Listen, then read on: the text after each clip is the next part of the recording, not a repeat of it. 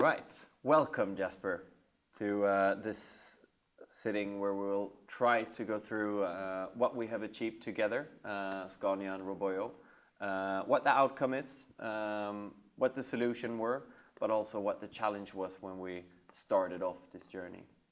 But before we get into it, I would like to give you a bit history regarding Scania and what companies we're working with. And Scania is a world-leading provider of transports, primarily known for the buses and trucks, which have been produced since 1891. Scania operates in more than 100 countries with more than 54,000 people employed. Research and development, as well as their head office, is mainly based in Sweden, but you do have a world presence. And in 2019, we started off a journey together within automation.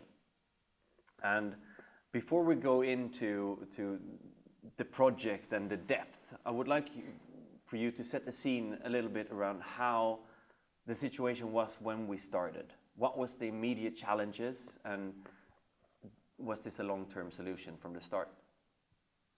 Yes, I joined Scania in the middle of 2019, and once I joined, I really saw one problem, and that was that we had one person within finance driving the questions of automation, and he had struggles to get this area out towards the business because of the fact that business didn't understand. They didn't understand the possibilities, they didn't really want to fund it or pay for it, and they didn't see the upsides of automation. So here he was talking to our IT department connected to finance. He was talking to the Center of Excellence. He was also talking to management somewhat, and also the business stakeholders. But we were really struggling to get good solutions out there. As I said, we had been running that for a year, I think. And once I joined, we made some changes. And the first one was, okay, how should we pay for the initiatives? How can we remove all the hurdles that we find? One of the things was the funding. So we set up a central funding where we from finance paid for the finance initiatives to ensure that anyone that really wanted to do some kind of automation or any kind of work within RPA primarily was able to do that. We took the cost for it. That was one change. And okay, that doesn't change the way that we worked. So what we did was we wanted to find a partner, someone that could really help us on this journey ahead. How can we create an organization? The question was, how can we create an organization that really want to automate, to see the possibilities with automation, that takes ownership of the area of automation and really see the potential in it. I know that there was a lot of potential. I have a background from finance and insurance area for almost 15 years now. And there are so many things that we as a human shouldn't be doing anymore, where we have automation possibilities out there. And why not use that? And the only way to get to that point is to increase the basic knowledge. They have to understand that this is what you can do. You have to gain some kind of trust and start doing the easy stuff to make people understand what's possible. So, okay, I don't think I answered your question really. But it's a good answer. Yeah, hopefully it is. But the thing was, we were struggling, really. Yeah. That was the main point here.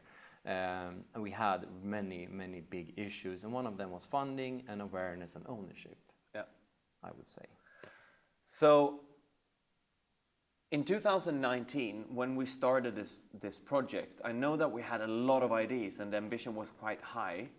But I also know that we ended up where we are today, which is not really where we started off and what we planned for.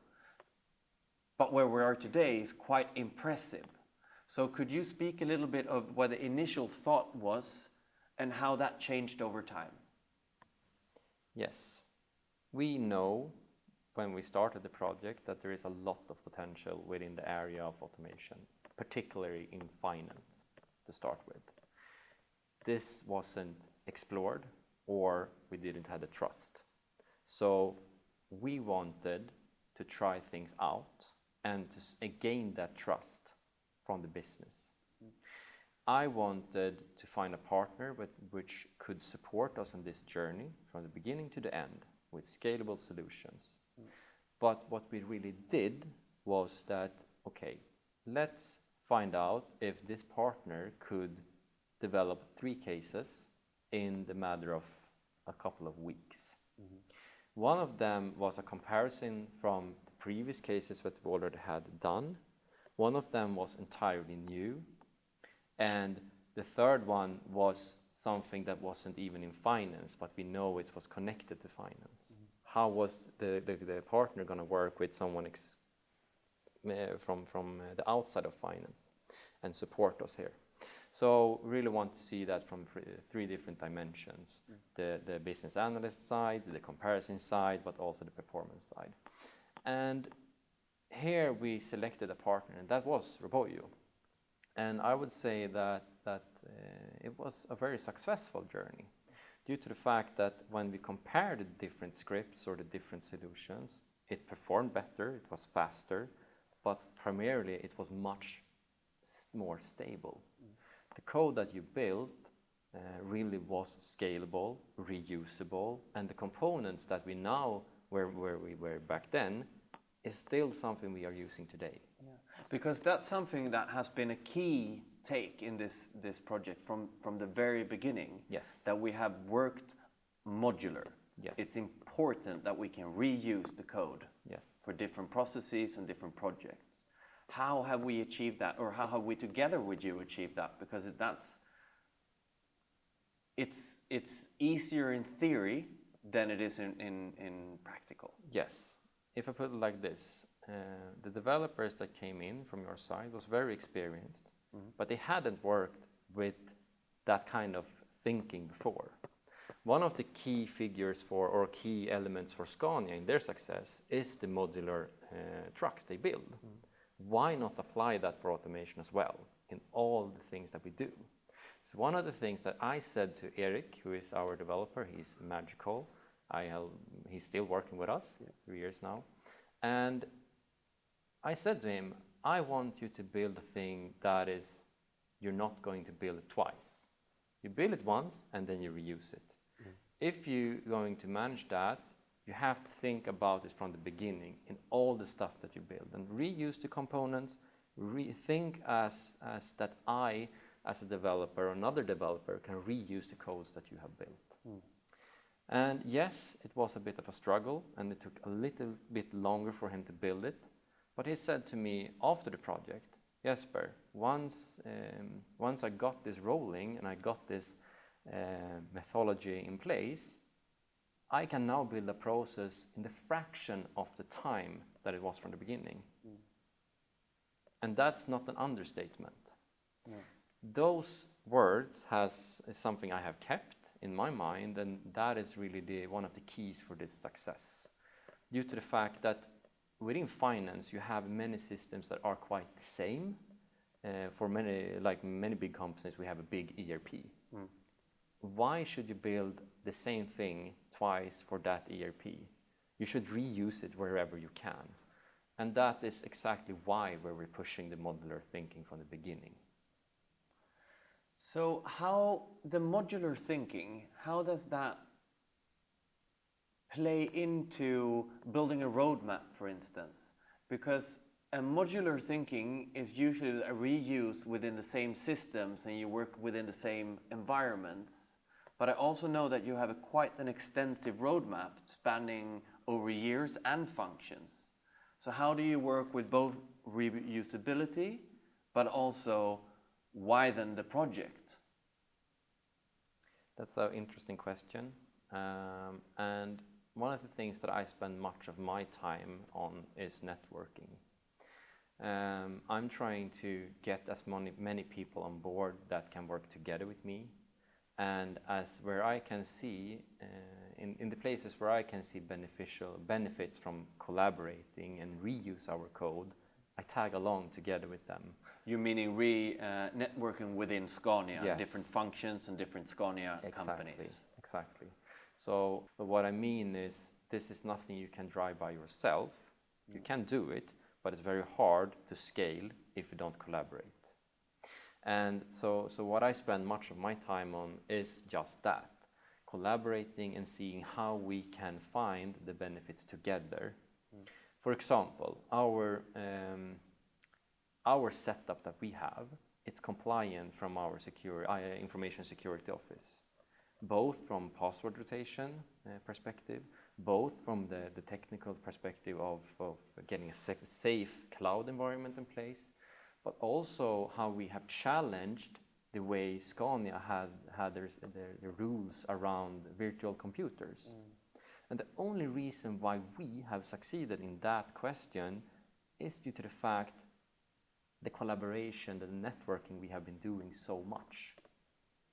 And I don't mean only with my IT department, I mean the global infra team, the information security team, but also the local COE, the COE. Yeah. So the key here is the collaboration. It doesn't answer a question about modularization, though. Scania has a decentralized model. Okay, that is also one of the benefits for Scania, and that is one of the reasons why we have succeeded. And the same thing is for our IT environment. Okay, so if you take that, 100 countries, 100 IT setups, it's a mess, really. Yeah. If you take it from that perspective, only in those words. So what can you do? Yeah, you can do some things, and that is gather around the framework. And what is a framework? The framework is the base of the code. How should the code run? How should you measure the code? How should you measure your robots or the benefits from them? That is something you can get along around. You can also get around about how should we build the scripts or the modulars, so they are combinable. So what I mean is, you have to gather around the standards, and that is something I am pushing so hard in the networks and the people I'm working close together with. And I guess that's where it goes hand in hand. If you can work with your network and standardize your processes, then you can use your modules more often because you work the same way. Yes. And that's a key thing that you at Scania have done, because in a short amount of time you have been able to push out a lot of scripts and created an incredible value. So how have you managed to push out so many scripts in that short amount of time? Because it goes hand in hand with the value, obviously, but it also demands attention from Scania and your colleagues. I would say that the modularization is one part of the success. The infra setup is one side of it. The collaboration is one side of it. But the really key is not that. Okay. That is the ownership and the awareness journey that we really have built, or the change management agenda that we have pushed. Let's set it like this. When you're 10 years old, you don't get tasks from your school that should be assigned for somebody that is 20 years old. Everybody understands that. And it's exactly the same thing here, where you have to start somewhere on a basic level so people understand. Make the scripts easy so they understand and see the scripts. We have videos on the scripts just running in the systems to make them trust, and showing off exactly what these scripts are doing. And I'm not meaning what they are bringing, I'm meaning what they are doing in the system. So they see this from their eyes and start trusting the solutions. That is one side. The other side is the education part. We have had, from the very start in 2019 and 2020, focused on educations. Okay, we have set up basic foundation for RPA, for example. What is that? What is RPA? We have been running so many discovery workshops to just push the limit or this maturity level around automation. So everybody within finance knows what's possible, what is RPA and what is not. what is suitable and what is not. Where can we have this? The next step after that, after we have pushed the maturity level somewhere, we also started to identify the drivers. Okay, who should be responsible within each function and say, hey, I am the go-to person that takes the questions about automation. Yeah. Those people are now mentored by us, by my team. So instead of having 1 or 2 or 3 business analysts from your team, from ROBOYO, they are mentoring our own, which means that we can expand. So, and this is just for finance. It's like a quite small function within Scania, but still we are a part of everything, so it's still very complex. And pushing all the questions about education on one side, the collaboration with IT and their setup is on the other hand. But here in the middle, you also have to push the question about awareness. Awareness, not awareness, I mean ownership. Okay, let's say that we have people that is pushing the agenda for new automations, which come from the educational part. You have to become aware of what your scripts are doing. We cannot have 100 bad solutions here just for learning. That is a good thing in one way, but still we need to get the benefits out. So we started to measure everything. And what I mean is we measured all the benefits from the script. How many transactions are we handling? How are those running? What kind of faults do we have? And that is nothing that I am interested really of. That is something I would like the business to see. Yeah. They are able to see what their scripts are doing, how many transactions we have handled, how many FTEs that are equivalent to, and to really make them aware and proud about the solutions that we put in place. The last thing I really want to mention about getting new things out and why we have succeeded is the way that we are looking into the cases that we want to do. First of all, I don't really look into the FTE value. Of course, I'm very proud of 160 FTEs in just 2020 so far. Fine, I'm gonna hit. It's October now. Yeah, and I'm gonna hit 200 probably. In the beginning of this year, the goal was 100. Yeah. So it has happened something on the way here. And what I was about to say is that once we prioritize our different cases, we are looking into 3 different categories. The first one isn't FTE value. That is the third one. Okay. The first one is really, okay, how can we ensure that every part of finance have one script? It's from a central, from a head office perspective, and we are divided in 8 different areas. So my first goal was to get one script on each department. So they feel that we have one script we are proud of.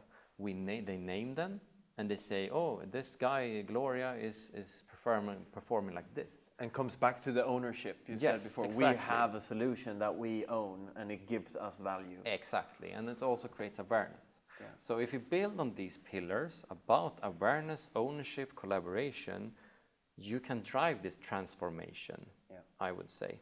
So that is the first step to really get it out from all the business unit to have one script. The next prioritization way of thinking is, okay, let's see, from a month perspective, we have 2 weeks within finance that is okay, and we have 2 weeks of hell. Let's focus on the weeks of hell and lower the amount of work there and really cut off the high parts of it. Yeah. So if there is a case connected to that hell weeks, we really want to focus there. I don't care if it's 1 hour, 2 hours, 3 hours, it saves because of the fact that it's maybe worth 10 of that amount. Yeah. And the third step or the third option is absolutely, of course, the FTE value. So during these 2.5 years, almost 3, I said it's an impressive amount of scripts that you've been able to push out. And I know a big part of that is your view on bravery or how you dare to take on new projects, tasks, processes. Could you care to elaborate around your philosophy there? Yeah. Within Scania, we are one of our core principles or things that we are working with is continuous improvement. That means that everybody within this company are really having their mind in that position. So we really want to push new things, and we really are willing to invest in things that we know is something that we learn from. We don't see a failure as a failure. We see it something we learn from, and from there we can adapt and make it better. So if you have that as a base, that's a very good foundation for driving change. On the other hand, we also have a statement or something we say is dare to try and manage the risks. And if you have those two words or those kind of expressions, you have a quite good mix, which makes me confident to fail, really. And if you have that safe environment for fail, we can invest time and money into small solutions that we can try out because it helps us on the way to get even better. It's a learning path, and we see this whole area and subject as a learning path. It prepares us for the next step. No money down the drain, basically. No, exactly. Yeah. And we see all of the initiatives, even though it's maybe not saving so many hours, as an investment and something that we can have benefits from. So that's one of the reasons I really would like to point out. But when you work so much with this dare to try and manage the risks, yeah. as well as it's important to have ownership on the right people, how do you organize around that? How do you get the people to feel secure in daring to try and manage the risk? To first off, start with the small, easy stuff. Don't take a big chunk or a hard case. Start to just get the easy core stuff in place. Don't be too brave, I would say, and say that you will save the whole world. No. Make an investment that is an investment on the learning path. So would you say it's your role as the expert in the matter at Scania to manage their expectations? Yes, I would say. But also identify and prioritize cases that isn't too hard to develop. But today we are working, or we have been working, in one process that is exactly as similar as many others. We are analyzing processes, we are documenting the processes, we are developing and developing and developing. And after that we have a test and a UAT, and then we have a production way of thinking. Here in the middle, you find an increment that might be short or long. It depends on the complexity of the process. Right. You have development. I want to change that. Instead of thinking in that way, I would like to do the opposite, where you can just put a big ugly thing or a small ugly thing in production, which is just a base or something we can analyze. Let's say that you build a solution that is running, and you have the business exceptions or the faults, really, or the problems from the process that we are running. And once you start to analyze that, you can redevelop the script to just handle that. Instead of building a script that is very complex and wide and taking all the business rule exceptions in place from the beginning. If we think like this instead, we can start and get a solution in place in weeks instead of months. And we can also make a script that is pointing out problems that we are facing, instead of taking this kind of arms around the problem and say we solve all problems in the world. And that's not what we want to do. We would like to build a solution that is focusing on the biggest problems and the things that we have the most occurring. You get the thing, and this is totally this is only possible due to the fact that we have the mandate, the ownership, the understanding about the area. I wouldn't say that this is a good way of doing if you were in the beginning of the journey, but now we are ready to take the next step. So we are definitely ready to try this out. I said to you that we are measuring everything, and yes, we are. We are measuring all the scripts. How many are we running in production? How are those feeling? What are the success rate?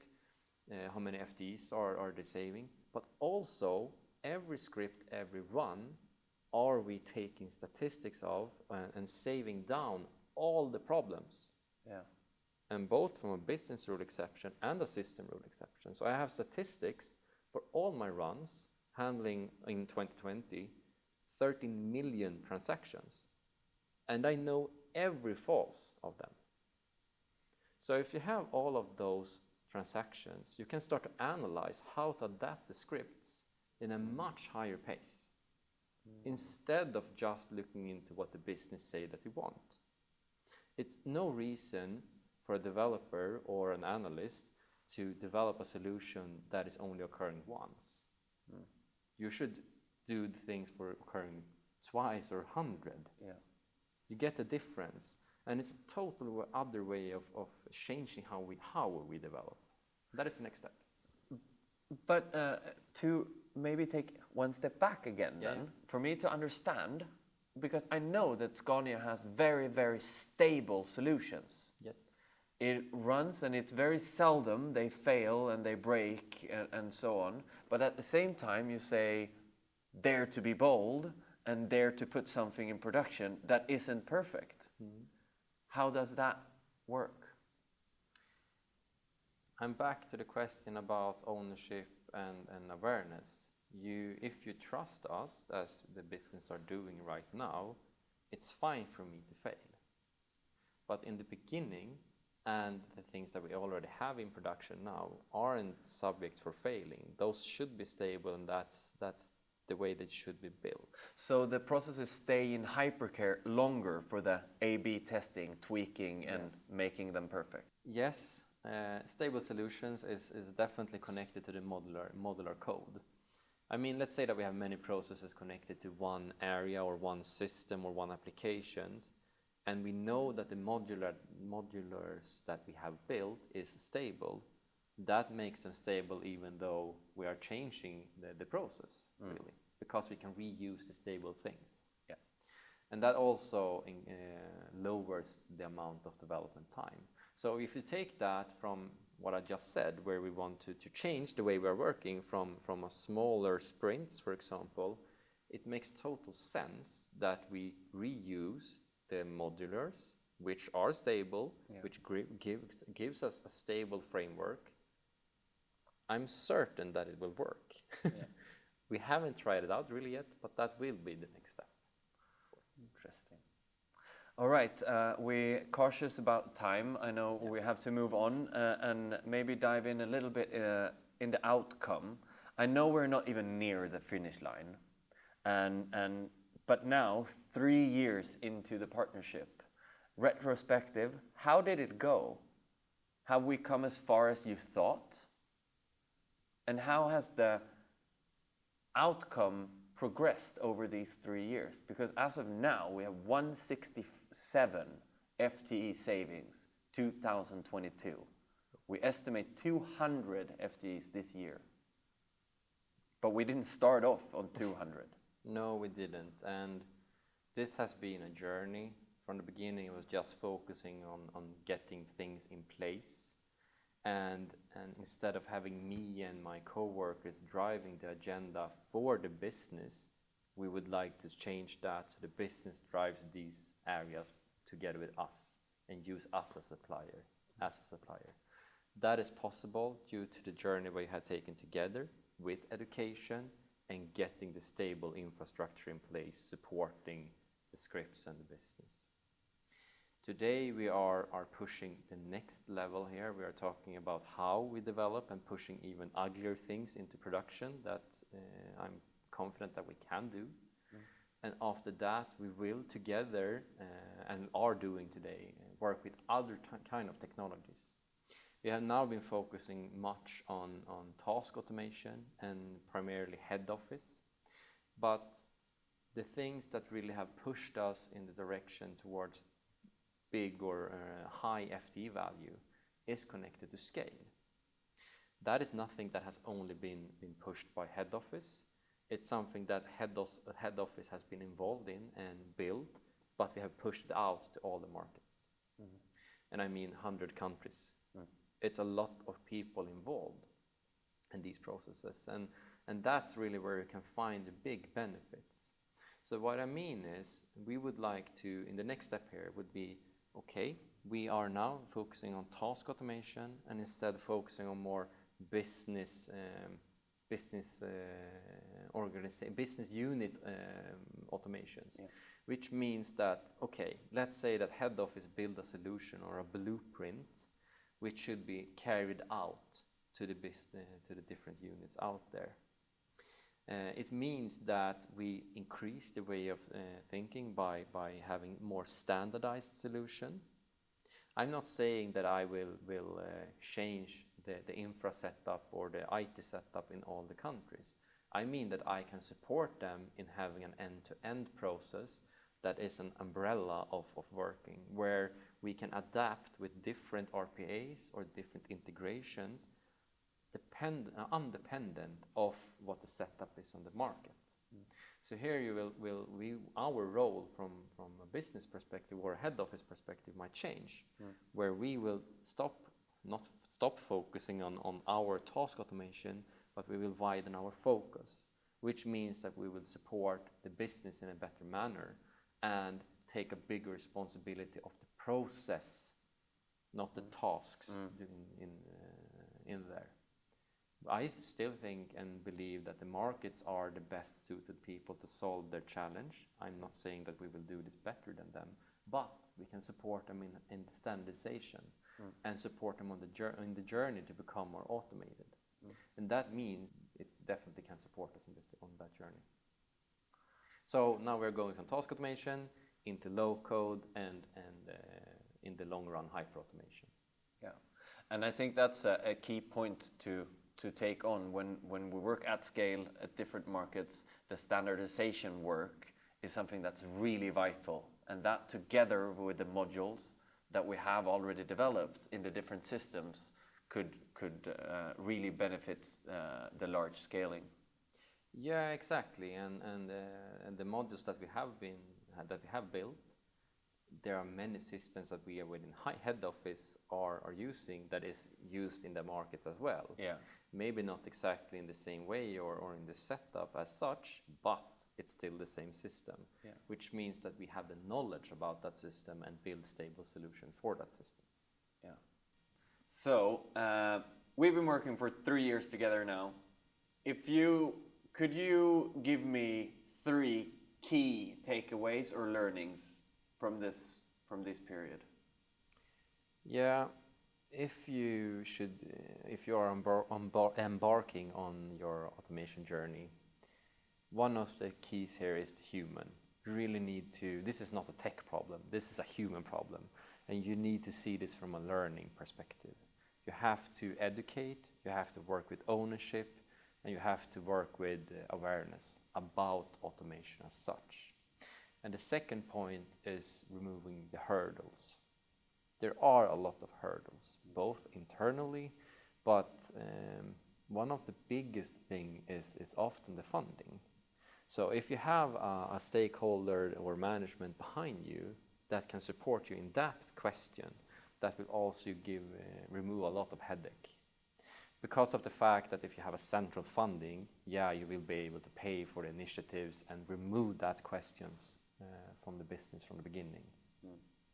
And the third point is, okay, you need to have a close collaboration with your global infra team, with your local IT team, and the solution architects that you have close to you. Of course, that is of high importance.